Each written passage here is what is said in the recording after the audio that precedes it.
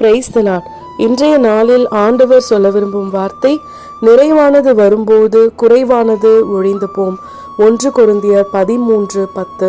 அன்பான தேவனுடைய பிள்ளைகளே, உங்களோட வாழ்க்கையில் எதுலெல்லாம் குறைவுன்னு சொன்னால் நம்ம நிறைய சொல்லிகிட்டே போவோம்ல. குறைவு தான் என் வாழ்க்கையில் இருக்குது, சந்தோஷமே இல்லை, தினம் கவலையில் தான் நாங்கள் குடும்பத்தை நடத்துகிறோம் அப்படின்னு சொல்லி எல்லார்கிட்டேயும் புலம்பி தீர்த்துருவோம்.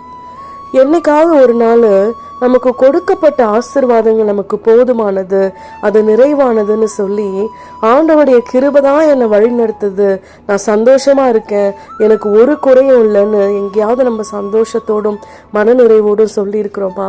அதை நம்ம சொல்ல பழகும் பொழுது நிச்சயமாய் நம்முடைய வாழ்க்கையில் எந்தெந்த பகுதிகளிலெல்லாம் குறைவுகள் காணப்படுகிறதோ அதை எல்லாவற்றையும் நிறைவாய் மாற்ற நம் ஆண்டவர் வல்லவராயிருக்கிறார்.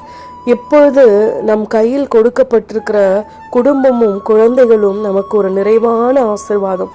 அந்த ஆசீர்வாதத்தை நாம் எப்படி பிரயோஜனப்படுத்தி நம்முடைய குடும்பத்தின் நிமித்தம் அநேகரை எப்படி நிறைவான வாழ்க்கைக்குள்ள நடத்த போறோன்றதையும் நம்ம யோசிக்கணும்.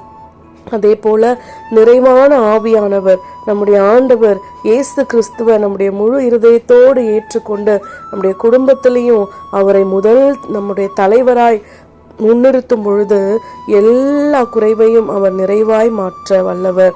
நிறைவான நம் இயேசு கிறிஸ்துவை மனதார நாம் ஏற்றுக்கொண்டு எல்லா குறைவுகளையும் அவரிடத்தில் ஒப்பு கொடுத்து சந்தோஷத்தோடு நாம் வாழலாம். ஆமேன்.